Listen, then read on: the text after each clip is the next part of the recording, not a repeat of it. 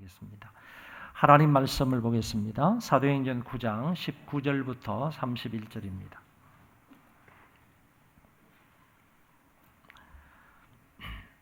사도행전 9장 19절로 31절 제가 봉독하겠습니다. 사울이 다메섹에 있는 제자들과 함께 며칠 있을새 즉시로 각 회당에서 예수가 하나님의 아들이심을 전파하니 듣는 사람이 다 놀라 말하되 이 사람이 예루살렘에서 이 이름을 부르는 사람을 멸하려던 자가 아니냐. 여기 온 것도 그들을 결박하여 대제사장들에게 끌어가고자 함이 아니냐 하더라. 사울은 힘을 더 얻어 예수를 그리스도라 증언하여 다메섹에 사는 유대인들을 당혹하게 하니라. 여러 날이 지나매 유대인들이 사울 죽이기를 공모하더니 그 계교가 사울에게 알려지니라. 그들이 그를 죽이려고 밤낮으로 성문까지 지키거늘 그의 제자들이 밤에 사울을 광주리에 담아 성벽에서 달아내리니라. 사울이 예루살렘에 가서 제자들을 사귀고자 하나 다 두려워하여 그가 제자됨을 믿지 아니하니 바나바가 데리고 사도들에게 가서 그가 길에서 어떻게 주를 보았는지와 주께서 그에게 말씀하신 일과 다메섹에서 그가 어떻게 예수의 이름을 담대히 말하였는지를 전하니라. 사울이 제자들과 함께 있어 예루살렘에 출입하며 또 주 예수의 이름으로 담대히 말하고 헬라파 유대인들과 함께 말하며 변론하니 그 사람들이 죽이려고 힘쓰거늘 형제들이 알고 가이사랴로 데리고 내려가서 다소로 보내니라. 그리하여 온 유대와 갈릴리와 사마리아 교회가 평안히 든든히 서가고 주를 경외함과 성령의 위로로 진행하여 수가 더 많아지니라. 아멘.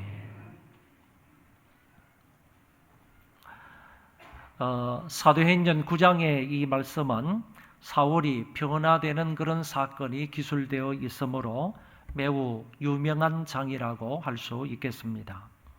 F.F. 브루스라는 사람은 이 본장의 사건을 가리켜서 오순절 이후 기독교 사건에서 또는 세계 역사에서 가장 중요한 사건이다라고 말한 바가 있습니다. 이런 사람의 말을 빌어보면 이 본장에 나오는 이 사울의 회심 사건이 얼마나 중요하고 유명한 사건인지를 알 수 있습니다. 대개의 경우 성도들의 기념일은 순교일로 잡지만은 사울만큼은 순교일로 그의 기념일을 정한 것이 아니고 그의 회심의 날로 그의 기념일을 잡고 있다라고 합니다. 그의 회심의 날이 1월 25일이기 때문에 사울을 기억하는 기념일은 바로 1월 25일로 그의 회심의 날을 지키고 있다는 것입니다. 사울의 회심은 개인뿐만 아니라 교회사와 세계사에 지대한 영향을 끼쳤으며 지금도 그 영향을 끼치고 있다는 사실을 부인할 수가 없습니다.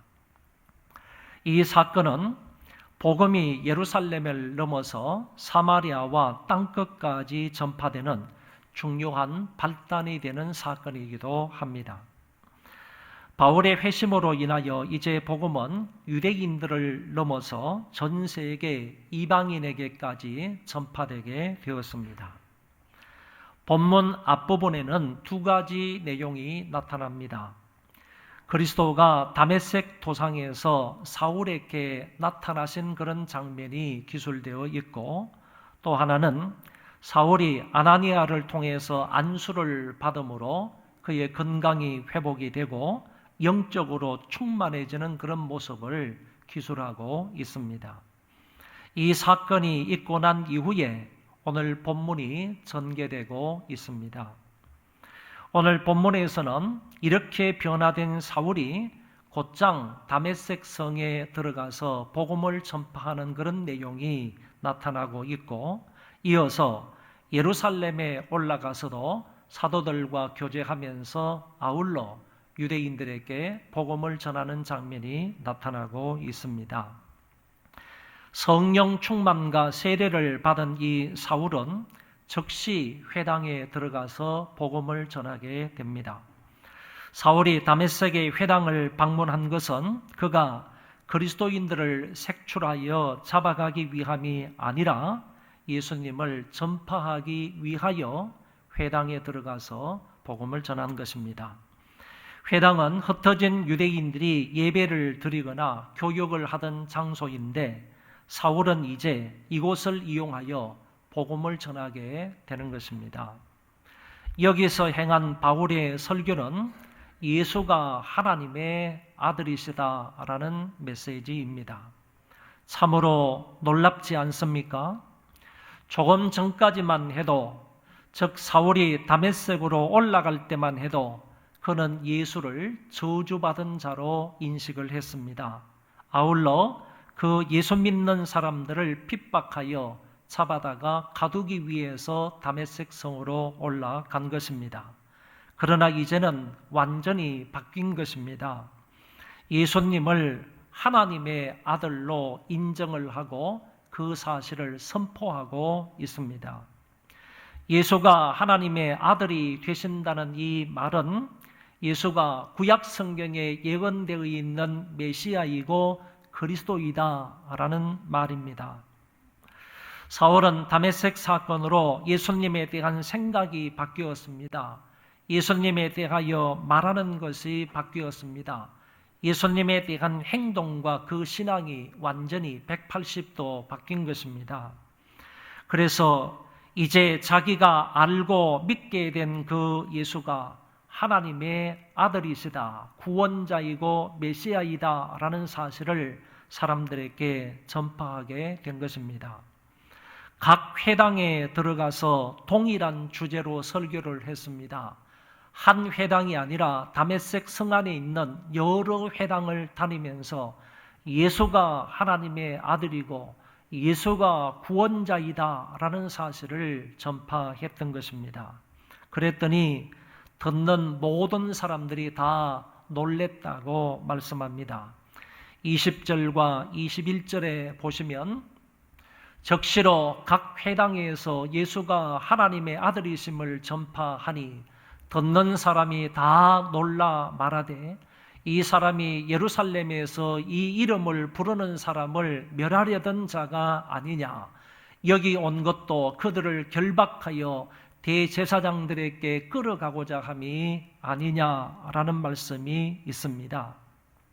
그러니까 예수 믿는 사람들을 잡아 가두기 위해서 대제사장으로부터 공문을 받아서 예루살렘에서 출발해서 다메섹 성까지 왔는데 지금 그 동일한 사울이 다메섹 성 안으로 들어와서 각 회당을 다니면서 예수가 구세주이다, 예수가 하나님의 아들이다 라고 전파하고 있으므로 그 사실을 듣는 사람들이 당황해하며 두려워하고 떨고 있었다, 그런 얘기가 되는 것입니다. 그럼에도 불구하고 사울은 그 가운데에서 더 힘을 얻어서 예수가 그리스도이다 라는 사실을 그들에게 전파했습니다. 22절에 사울은 힘을 더 얻어 예수를 그리스도라 증언하여 라고 말씀합니다. 사울이 더 힘을 얻었다는 것은 성령의 감동을 받아서 더 힘을 얻었다는 말이고, 뿐만 아니라 그 가운데서도 이 사울이 전하는 복음을 듣고 이 유대인들이 회심을 한 사건 때문에 더 힘을 얻어서 그들에게 복음을 전할 수 있었던 것입니다. 그런데 어떤 사본에는 사울은 다음에 엔토로고라는 말이 더 들어 있습니다. 그러니까 이 성경, 우리가 가지고 있는 성경을 번역했던 그 사본에는 그런 말이 없지만은 또 다른 어떤 사본에 보니까 여기 사울은 다음에 엔토로고라는 말씀 안에서라는 말이 덧붙여져 있다, 그런 얘기입니다. 만약에 그 사본의 말을 그대로 인용을 해서 다시 한번 22절의 말씀을 읽는다면 사울은 말씀 안에서 힘을 더 얻어 예수를 그리스도라 증언했다. 이렇게 읽을 수가 있는 것입니다. 또 달리 말하면 이 사울이 어디에서 힘을 얻어서 더욱더 담대하게 복음을 전할 수 있게 된 것이냐라고 하면 바로 말씀 안에서 힘을 얻어서 주의 복음을 담대하게 다메섹 성 안에 있는 사람들에게 전하게 되었다는 말씀입니다. 그랬을 때 유대인들은 당황하게 되었고 또한 사울 죽이기를 공모하게 되었습니다. 유대인들은 처음에는 다 사울의 추종자였습니다. 그리고 사울을 굉장히 존경했던 사람들입니다. 왜냐하면 유대율법에 정통한 사람이 바로 사울이고, 그리고 이 사울은 가말리엘 문화생이었고 여기에 하나님에 대한 열심으로 기독교를 박멸하고 있으니 유대인들 입장에서 볼 때 사울은 장래가 촉망했던 사람으로 여겨질 수밖에 없었던 것입니다. 그런데 이 사람이 완전 180도 바뀌어서 예수를 하나님의 아들로, 예수가 그리스도라고 전파하고 있으니 듣는 유대인들이 당황하고 죽이려고 하지 않았겠습니까? 성난 이 유대인들은 사울을 죽이기 위하여 밤낮 성문을 지키고 있었습니다. 지금까지는 사울을 보호했던 유대인들이고 사울을 지지하고 사울을 후원했던 그런 자들인데 이제는 돌변하여 그 사울을 죽이려고 혈안이 되어 있었던 것입니다. 그래서 제자들이 밤에 광주리로 사울을 바깥으로 피신시키는 것을 엿볼 수 있습니다. 다메섹의 유대인들은 사울 죽이기로 공모했으나 다메섹의 기독교인들은 사울을 빼돌려서 보호하고 있다는 것입니다. 어제의 동지는 자기 자신을 죽이려고 하고 있고 어제의 적은 오늘 동지가 되어서 그를 지켜주고 있는 모습을 볼 수 있습니다. 아무튼 사울은 그리스도를 만나고 난 이후 온전히 변화가 되어서 그때부터 곧장 예수님은 하나님의 아들이시고 예수님은 구세주이시다라고 전파했던 것입니다. 핍박자가 전도자가 된 것입니다. 그것도 변화된 이후 지체하지 아니하고 곧장 전도하는 사람이 된 것입니다. 여러분, 그렇습니다. 우리도 진정으로 예수를 믿어 하나님의 자녀가 되었다면 그때부터 예수가 구세주입니다. 예수가 하나님의 아들입니다. 라는 사실을 전해야 하는 것입니다. 전도는 결코 뒤로 미룰 수 있는 일이 아니고 특별한 사람이 전도하는 것도 아니라 지금 즉시 구원받은 사람이 해야 하는 일이고 구원받은 사람이라고 한다면 모두가 전도해야 한다는 사실입니다.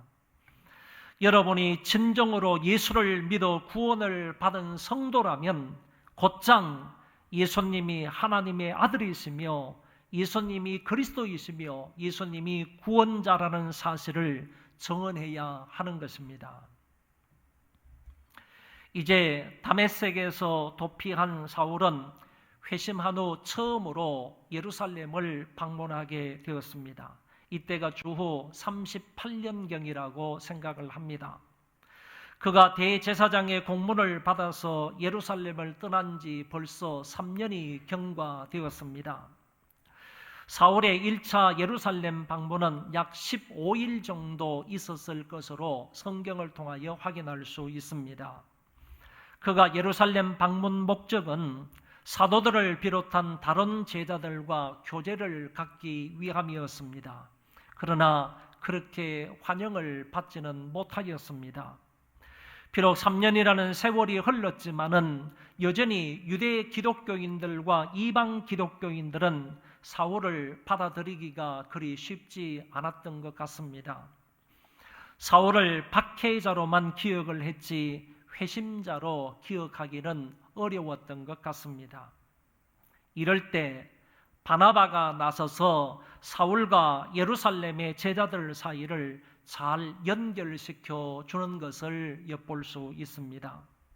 예루살렘 제자들의 불신을 만나 어찌할 바를 모르는 사울을 사도들에게 가서 그가 다메섹 도상에서 주를 만난 것과 주께서 그에게 분부하신 말씀과 그가 다메섹에서 담대히 전도한 사실을 상세하게 말해 주었습니다. 다시 말씀을 드리면 이 사울이라는 사람이 예루살렘을 방문하게 되었을 때 예루살렘에는 이미 예수 그리스도를 주로 믿는 사도들과 여러 제자들이 있었던 것입니다.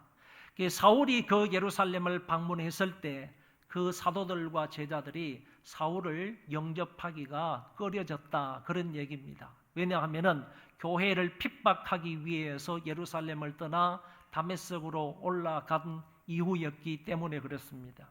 이럴 때 바나바라는 사람이 그 중간에 끼어들어서 이 사울이라는 사람이 어떻게 다메섹 도상에서 주님을 만났는지, 그리고 주님을 만나고 난 이후에 주님께서 그에게 어떤 뜻을 말씀을 하셨는지, 그리고 다메섹 성에 들어가서 어떻게 담대하게 예수 그리스도를 전파하였는지, 이런 사실에 관하여서 바나바가 예루살렘에 있는 사도들과 제자들에게 상세하게 말해 주었기 때문에 그 제자들이 사울을 잘 영접해서 같이 교제를 나눌 수 있게 되었다라는 얘기입니다.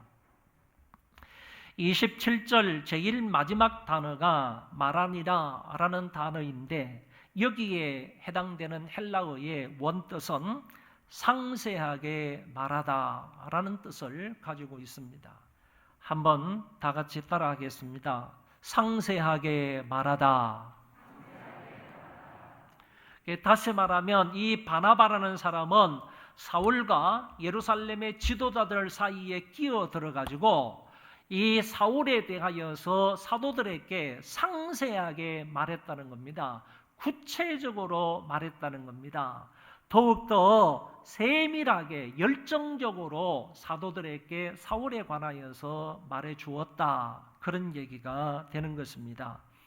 이렇게 됨으로 인하여서 결국 사울과 예루살렘 교회의 지도자들 사이에 교제를 가질 수가 있게 되었다 하는 말씀입니다. 이렇게 하여 사울은 자유롭게 이제 예루살렘을 출입하면서 사도들과 교제할 수 있게 되었고, 또한 그 지역에 들어가서 유대인들에게 예수 그리스도를 전파하게 되었습니다. 자기를 다메섹으로 파송한 유대인들에게 예수가 그리스도이다, 메시아이다 라는 사실을 말한 것입니다.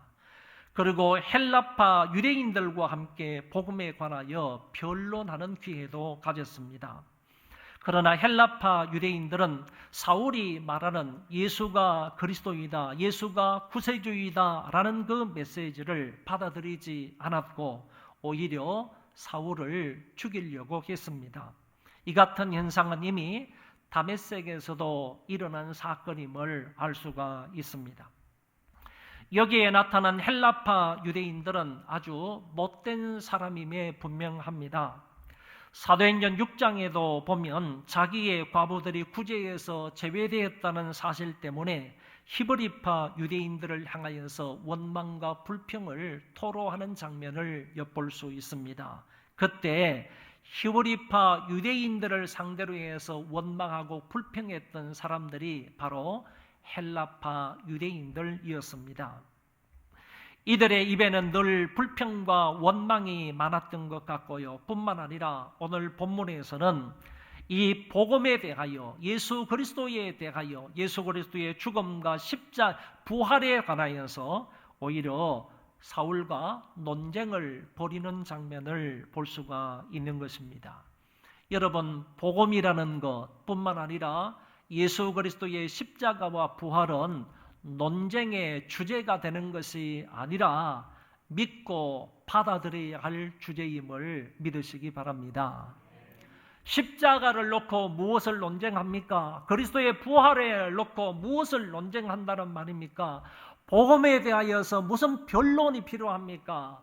오늘 여기 헬라파 유대인들은 사울이 옴으로 인하여서 그 사울과 함께 이 복음을 놓고 복음이라는 주제를 가지고 함께 변론을 벌이는 그런 모습을 볼 수 있는데, 그런 변론을 벌인다 할지라도 그 헬라파 유대인들은 그 변론을 통하여서 예수를 믿고 하나님의 자녀가 되는 경우는 없었다, 그런 얘기입니다. 그러니까 변론은 학문계에서는 필요할지 모르지만은 이 복음이라는 주제를 가지고는 변론할 이유가 하나도 없다, 그런 얘기입니다. 오로지 복음은 믿고 순종하고 받아들이는 것뿐이지 복음을 놓고 변론할 이유는 아무도 없다라고 얘기할 수 있습니다. 이들이 사울과 논쟁을 하다가 자기들이 불리해지니까 억울해서 이제 사울을 죽이기로 하는 그런 모습을 성경을 통하여 확인할 수 있습니다. 또 주 예수의 이름으로 담대히 말하고, 이 바울입니다. 바울이 예루살렘 성 안에 살고 있는 그 사람들에게 주 예수의 이름으로 담대히 복음을 말했다는 것이고, 헬라파 유대인들과 함께 말하며 변론하니 그 사람들이 죽이려고 힘쓰거늘, 그 사람들이 복음에 관하여서 변론을 했지만은 복음을 받아들이는 일은 전혀 없었고, 오히려 그렇게 말하고 있는, 복음을 전하고 있는 그 사울을 죽이려고 힘썼다라고 말씀하고 있습니다. 그래서 바울이 위기와 위험에 처한 줄을 알고 형제들이 사울을 가이사랴로 데려가서 그곳에서 다소로 피신을 시킨 것입니다. 여기에 가이사랴는 북쪽에 있는 가이사랴 빌립보 지방을 말하는 것이 아니고 지중해 근방에 있는 항구 가이사랴를 말하는 것입니다. 그리고 그곳에서 다소까지는 육로로 갈 수도 있고 해로로, 바닷길로 갈 수도 있지만은 아마도 여러 가지 위험 때문에 사울을 모시고 해로로 사울의 고향이었던 다소까지 이동을 한 것 같습니다. 이 다소는 우리가 잘 알고 있는 것처럼 바로 사울의 고향이지 않습니까? 이때부터 이 사울은 그 다소에 깊이 묻혀 있으면서 자신의 신앙을 정비하고 훗날 하나님의 일을 준비하게 되는 것을 엿볼 수 있습니다. 뿐만 아니라 자기 고향이니까 그 다소 고향에 가서 다소 사람들에게 복음을 전파하게 되는 것을 갈라디아서 1장의 말씀을 통하여 확인할 수 있습니다. 사울이 예루살렘을 떠나 자기의 고향인 다소로 가게 되는 것이 비단 유대인들의 핍박 때문이 아니라 성전에서 기도하던 중에 주님의 환상을 보고 떠났다 하는 사실을 성경은 밝혀주고 있습니다. 무슨 말인가 하면은 예루살렘을 방문해서 있다가 유대인들의 핍박 때문에 사울이 이 예루살렘을 떠나서 가이사랴로 가고 가이사랴에서 배 타고 다소로 갔다는 얘기이지 않습니까?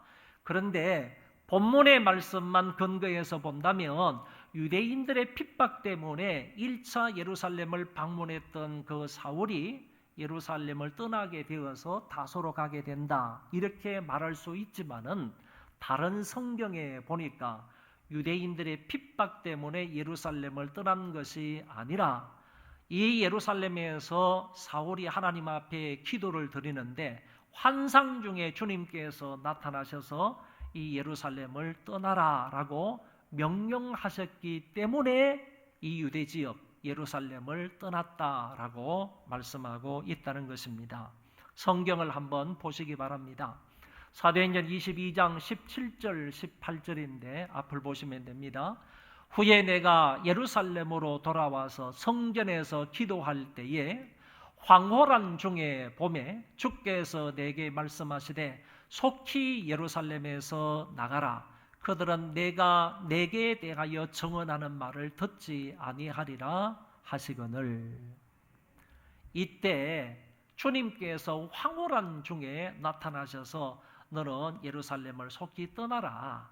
이 사람들이 네가 증거하는 그 메시지를 받지 않는다라고 말씀하셨기 때문에 이 사울은 예루살렘에서 떠나서 가이사라로 갔고 가이사라에서 자기 고향 다소로 옮겨갔다라고 말씀하고 있다는 것입니다. 사울은 회심 이후에 처음으로 예루살렘을 방문하여 15일간 머물다가 자기 고향인 다소로 오게 되었는데, 여기서 그는 다시 말해 다소에서 장장 11년 동안 하나님과 성령님과 교제하면서 살아가게 됩니다. 갈라디아서 2장 1절의 말씀은 다음과 같이 되어 있습니다.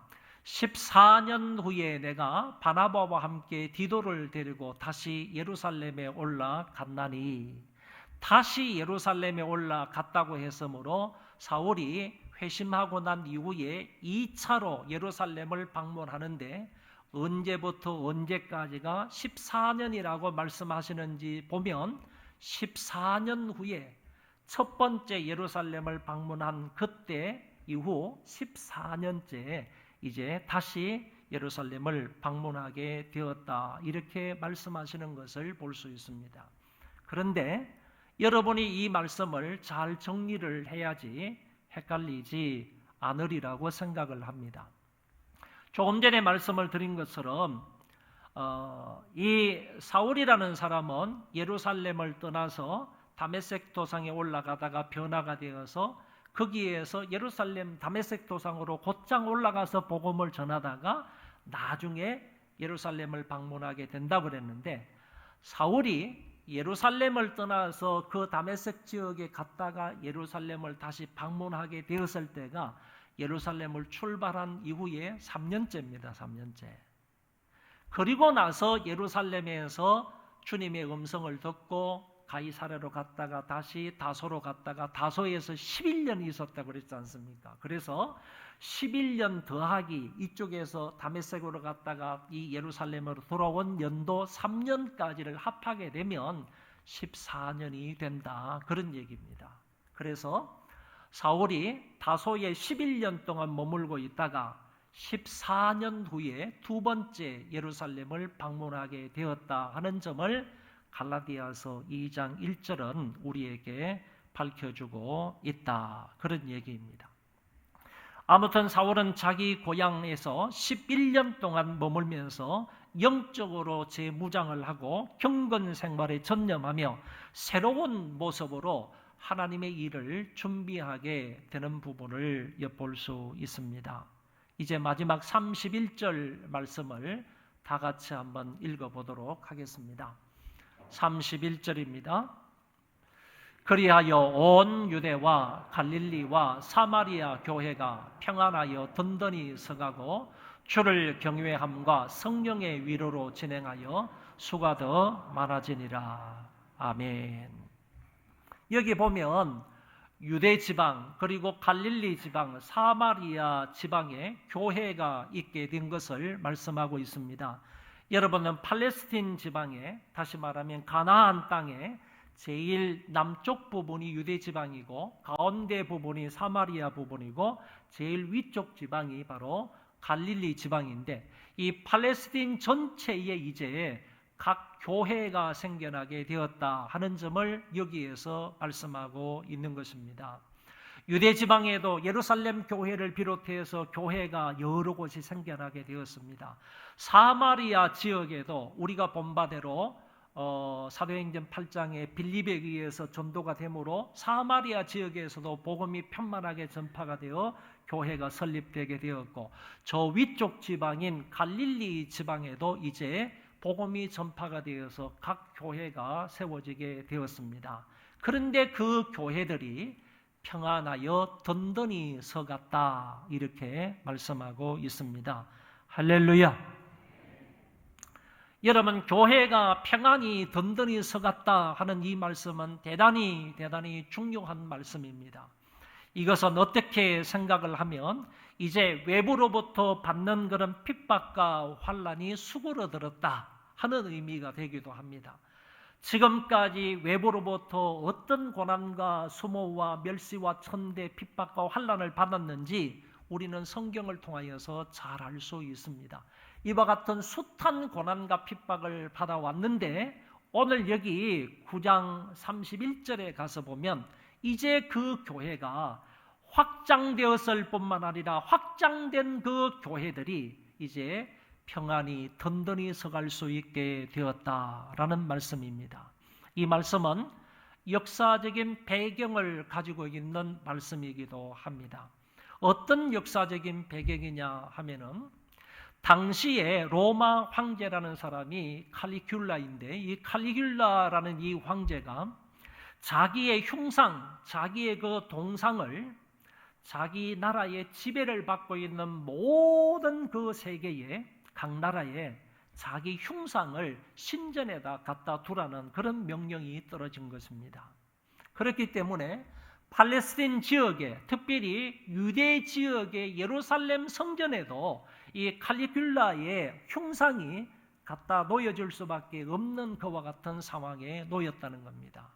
유대인들은 유일하신 하나님 여호와만 섬기고 있는 것이기 때문에 자기들이 여호와 하나님을 섬기는 그 예루살렘 성전 안에다가 로마 황제의 흉상을 갖다 놓는다는 것은 상상할 수도 없는 일이었습니다. 그래서 유대인들은 적극적으로 반대를 하고, 그리고 소란도 피우고, 그리고 데모도 했던 그와 같은 정치적인 상황 속에 놓여 있었다, 그런 얘기입니다. 이런 상황 속에 놓여 있었는데 AD 41년 1월 24일에 그 칼리큘라 황제가 갑자기 암살되어서 죽습니다. 그러니까 자기의 흉상을 자기 지배 아래 있는 모든 나라의 신전 속에 다 갖다 두라는 그런 명령이 있고, 그리고 난 이후에 예루살렘 성전에도 이 황제의 흉상을 갖다 놓아야 하는 그런 시점에 유대인들의 반발이 있고, 유대인들의 소란과 유대인들의 그런 그 데모가 있는 이런 상황 속에서 그 명령을 내렸던 이 칼리큘라라는 이 황제가 갑자기 암살되어서 죽는다, 그 말입니다. 그러니까 유대 사람들은 이제 더 이상 예루살렘 성전에 이 황제의 흉상을 갖다 놓을 필요가 없게 된 것입니다. 이런 상황 속에 있었기 때문에, 이런 그 갑자기 황제가 암살되어서 죽었기 때문에 로마는 정치적인 소용돌이 속에 빠지게 된 겁니다. 그러니까 자기 나라에 이와 같은 정치적인 소용돌이에 빠지게 되니까 유대에 관하여서 신경을 쓸 그런 겨를이 없었던 겁니다. 유대나 사마리아나 갈릴리 이 지역에 교회들에 대해서 어떤 핍박을 가하거나 아니면 자기 흉상을 갖다 놓기 위해서 뭐 이렇게 강압적인 일을 하거나 이런 일들을 전혀 할 여력이 없었기 때문에 이 교회는 평안히 든든히 서갈 수가 있었다, 그런 얘기가 되는 것입니다. 아무튼 하나님의 은혜 가운데에서 이 유대와 사마리아와 갈릴리 지역에 분포되어 있었던 교회들이 평안히 든든히 서갈 수 있게 되었습니다. 그리고 교회가 주를 경외함과 성령의 위로로 진행하여 수가 더 많아지게 되었다고 하셨습니다. 교회의 1차적인 목적은 주님을 경배하는 데 있습니다. 아멘. 우리 오늘 교회들이 정말 저와 여러분들이 하나님의 형상대로 지음을 받았다면, 하나님의 형상대로 지음을 받은 자로서 그리스도를 통하여서 구원을 받았다면, 우리가 해야 할 1차적인 목적은 주님을 경배하는 데 있다는 것입니다. 구원을 받은 사람이라고 한다면, 진실로 예수 그리스도를 믿어서 하나님의 자녀가 된 사람이라고 한다면, 우리 마음속에 성령을 선물로 받았다고 한다면 마땅히 하나님을 제일로 경배해야 한다는 것입니다. 교회가 주를 경배하는 일과 그리고 성령의 위로로 나아가서 복음을 전하게 된다면 그런 교회는 마땅히 그 수가 날마다 더하여지는 역사가 있는 것입니다. 오늘 성경에 분명히 말씀하시기를 교회가 진심으로 주를 경외하게 되고 아울러 성령의 위로로 복음을 전하게 되면 그 교회는 부흥 성장한다고 말씀하고 있습니다. 수가 더 많아지니라 하는 이 말씀은 수적인 증가로 외적 부흥을 가리켜 말씀하는 것입니다. 초대교회가 120명으로 출발을 해서 이제 500명으로 늘어나게 되고 3,000명, 5,000명이 더하여져서 이제 몇 수천 명으로 아니면 몇만 명으로 그 수가 늘어나게 되는 것을 우리는 볼 수 있습니다. 이 같은 부흥은 주님을 경외함과 성령의 위로로만 가능하다는 사실을 믿으시기를 바랍니다.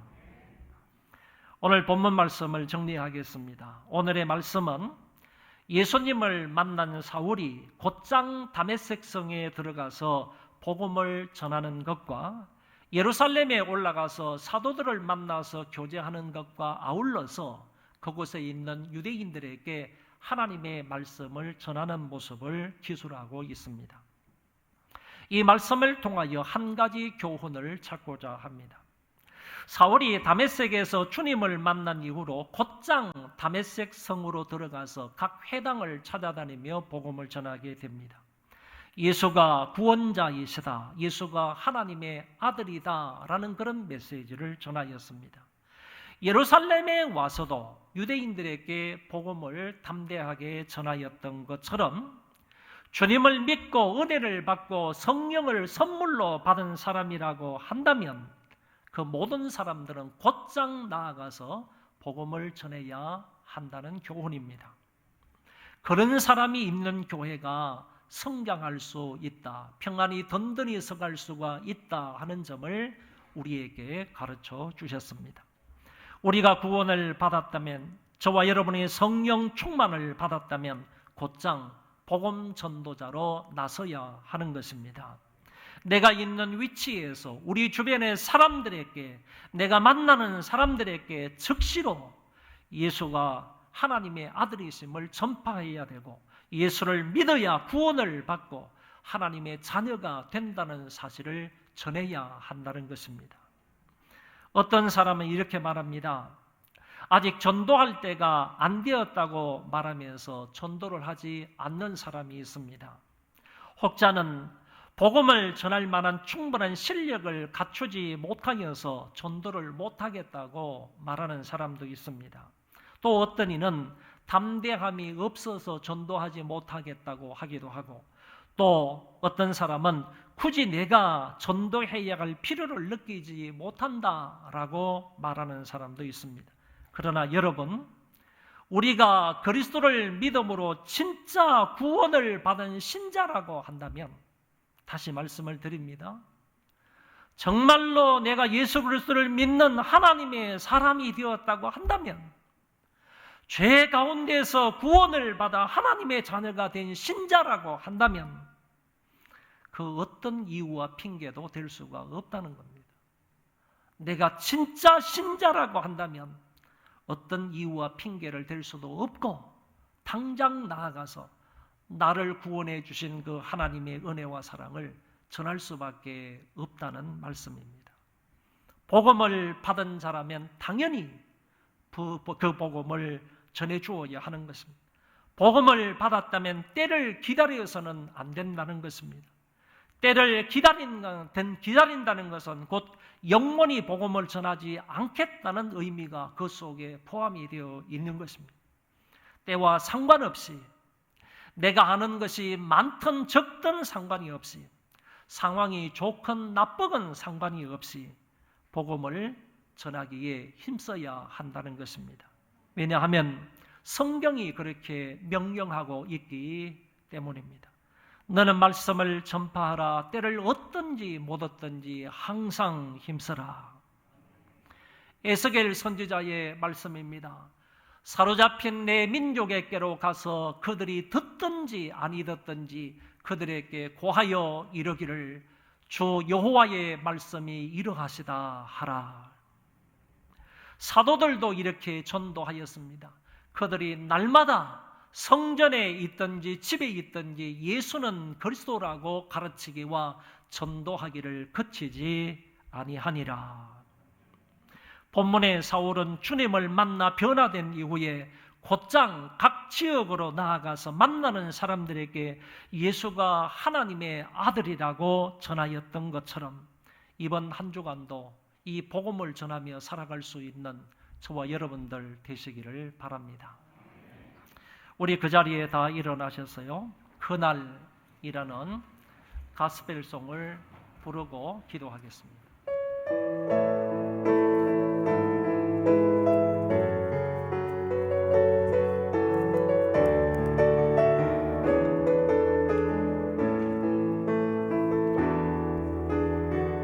사막의 그늘에 앉아 죽어가는 나의 백성들,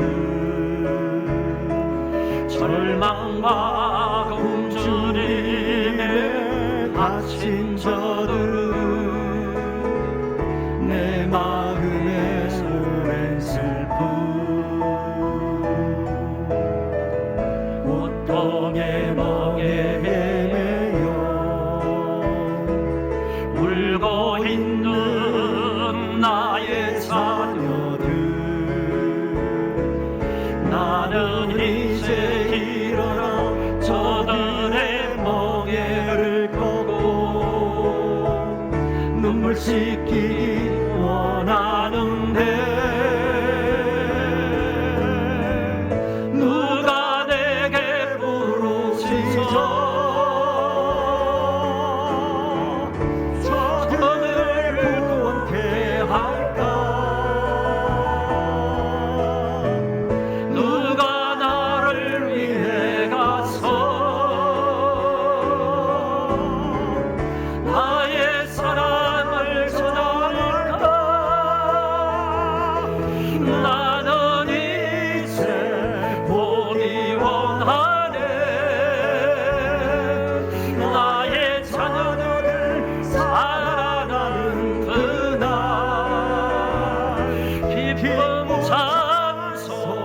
하늘 소리에 웃음 소리와 땅 가득한 그날. 여기 저 뒷부분에 보면 나는 이제 보기 원하네, 이거는 주님의 말씀입니다. 주님께서 보기 원하신다고 했습니다. 나의 자녀들이 살아나는 그날, 기쁜 찬송 소리, 하늘에 웃음소리 가득한 그날을 보기 원하신다고 주께서 말씀을 하시는 겁니다. 주님께서 보기 원하는 그날, 자녀들이 살아나는 그날, 기쁜 찬송소리 하늘에 울려 퍼지는 그날, 웃음소리 온 땅에 가득한 그날 보기 원한다고 말씀하셨는데, 우리가 이 땅에 나아가서 그런 사람들에게 복음을 전함으로 인하여 그 사람들이 살아나게 되면 주님께서 그것을 보시고 정말 기뻐하실 것이라 믿습니다. 오늘 이 말씀을 기억을 하며 때와 상관없이 항상 복음 전파에 힘을 쓰는 우리가 되게 하여 주옵소서. 통성으로 기도하겠습니다. 자비하시